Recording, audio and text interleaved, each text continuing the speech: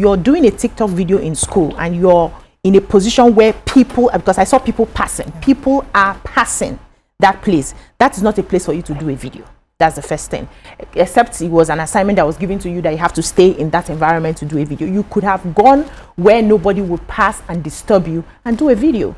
And the tapping, I didn't see anything wrong in tapping. Men in this part of the world are very touchy.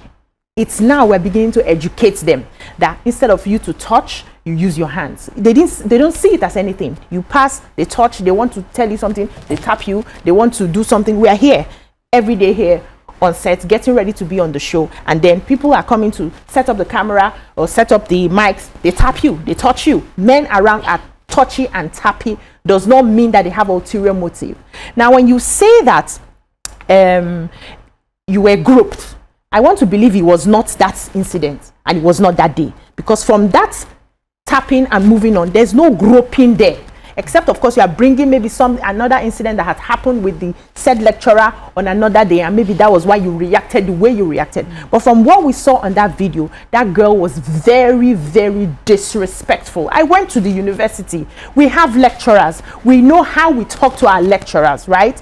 Now, you went forward after they said, whether he came back to say, I wanted to have, can I have a look at the phone? And you refused to give the phone. And before you knew it, according to his own version, he said he had to drag the phone when she refused. And then you unleash yourself. You scattered yourself on your lecturer and started biting and started screaming. That video was, I felt so ashamed of that girl in that video. I will also say here that even the lecturer dragging the phone was also a problem for me, because we have been telling people, let me give you a quick example.